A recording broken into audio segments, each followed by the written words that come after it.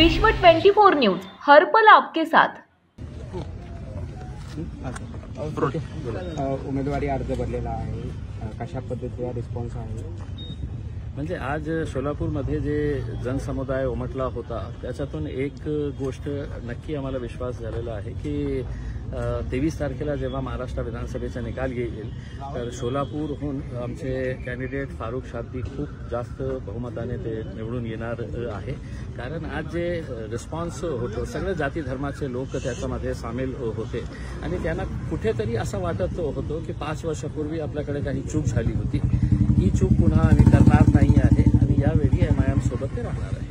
कुठेतरी महाविकास आघाडीत ताळमेळ दिसत नाही, एकाच जागेवर 2-2 उमेदवार दिले जातात। हेच पद्धत दक्षिण सोलापूरमध्येही आहे, ठाकरे गटाकडून देण्यात आलं आणि काँग्रेसकडूनही देण्यात आलेलं आहे। कशा पद्धतीने महाविकास आघाडीच्या बाबतीत हे झालेलं असं नाही आहे, महायुतीमध्ये पण तशीच परिस्थिती आहे। आपल्याला पेपरवर असं आणि मीडियाच्या समोर जेव्हा ते येतं तर ते सगळं सांगतात की सगळं चांगलं चाललेलं आहे, पण खऱ्या अर्थानं बघायचं असेल तर किती असे बंडखोर उमेदवार सगळ्या पक्षातून उभे राहिलेले आहे। त्याच्यातून एक गोष्ट स्पष्ट होते की कसलीही प्रकारची युती काही आहे नाही, सर्वांना आपलं जास्त कशा आमदार निवडून आणता येईल हे प्रयत्न सगळ्यांचं आहे। मी एकदा मीटिंग में सांगितलं होतं की साहब आप लोग बैठे तो है एक साथ में, लेकिन सबने पीछे खंजर छुपा के रखे हैं किसको कब जरूरत पड़ जाएगी करके। तो आपको लग रहा होगा कि मतलब ये युति उनको लग रही है सब साथ में मिले हुए हैं, लेकिन कोई साथ में मिले हुए नहीं, सब एक दूसरे को गिराने वाले हैं। जेव्हा निकाल येईल तुम्हाला हे दिसेल की युती फक्त पेपरवर होती आणि सगळे एकमेकांना पाडणार आहे, ते महायुतीचे असू द्या किंवा महाविकास आघाडीचे असू द्या, पाडापाडीचं राजकारण आहे। कारण सगळ्यांना मुख्यमंत्री व्हायचं आहे, त्यांचं पर्सनल अँबिशन्स आहे। एकनाथ शिंदे साहेबांना असं वाटतं की भाजपचे जास्त आले तर माझा मुख्यमंत्रीपद गेला, भारतीय जनता पार्टीला असं वाटतं की आपण यांना पाळा, आता खूप झालेला आहे, आपण त्यांना आपल्या डोक्यावर बसवलेले आहे अजित, आणि सगळ्यात जास्त लॉस कोणाचा होणार आहे याच्यामध्ये तुम्हाला निवडणुकीच्या नंतर कळेल। आपल्या महाराष्ट्रात किती जागा लढवणार आहात? आतापर्यंत मी 10 सीट्सवर कॅन्डिडेट्स उभे केलेले आहे, काही शिल्लक राहिलेले आहे, त्याचं मीटिंग सध्या सुरू आहे मुंबईमध्ये, अजून काही सीट्स आम्ही डिक्लेअर करणार आहे। ओवैसी साहेबांनी यावेळी निर्णय घेतलेला आहे की आम्ही जास्त सीट्स लढणार नाही, जे आमचे स्ट्रॉंग होल्ड्स आहे, चांगले कॅन्डिडेट्स आहे, पॉवरफुल कॅन्डिडेट्स आहे, तिथेच आम्ही आमची ताकद लावणार आहे आणि आम्ही कमी सीट्स लढून सगळ्यात जास्त स्ट्राईक रेट कुणाचा असेल तर ते आमच्या पक्षाचा असणार आहे। म्हणजे असं म्हणायचं का तुम्ही किंग मेकर होता? 100% आम्ही किंग मेकर होणार आहे, कुणालाही बहुमत मिळणार नाही आणि त्यावेळी सगळे आमचे दारावर उभे राहणार आहे आमचा सपोर्ट घेण्यासाठी। तर किंग मेकरची भूमिकेमध्ये यावेळी तुम्हाला MIM पक्ष नक्की देतो।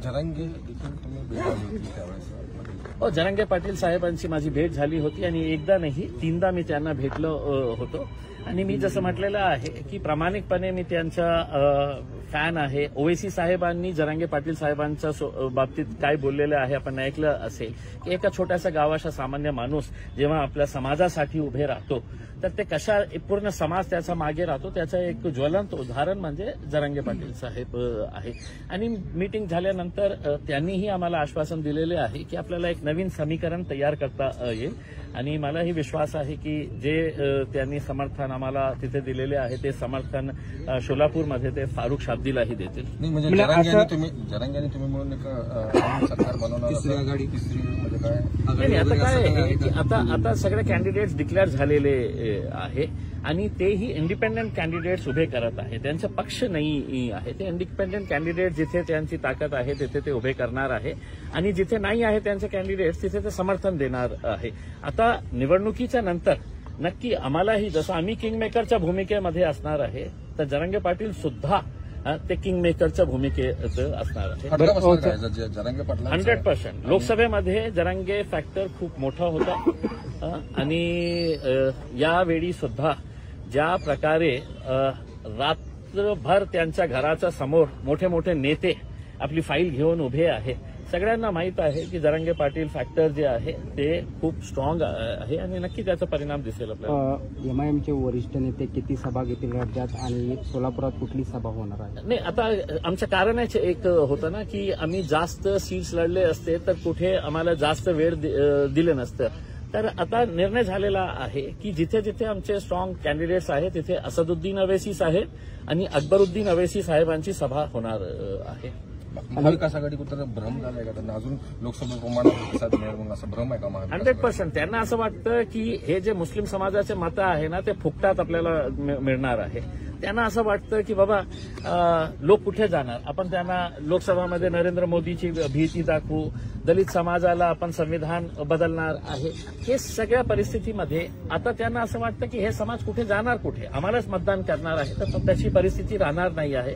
मला पूर्ण विश्वास आहे जिथे जिथे एमआयएमचे कॅन्डिडेट्स आहे तिथे तिथे लोक आपला वेगळा पर्याय म्हणून आम्हाला महाविकास आघाडी नको, आम्हाला महायुती नको, एमआयएम सोबत नांदेड लोकसभा उद्या 3 वाजेपर्यंत टाइम आहे माझ्याकडे. गनिमी कावा म्हणजे काय करणार? आता सरप्राईज, काहीतरी सरप्राईज आहे ना. सस्पेन्स ठेवायला पाहिजे ना राजनीतीमध्ये.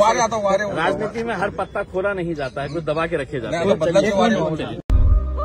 राज्यातील महत्त्वाच्या आणि आपल्या भागातील ताज्या बातम्या पाहण्यासाठी आजच आमच्या विश्व 24 न्यूज चॅनलला यूट्यूबवर सबस्क्राईब करा आणि बेल आयकॉन प्रेस करा.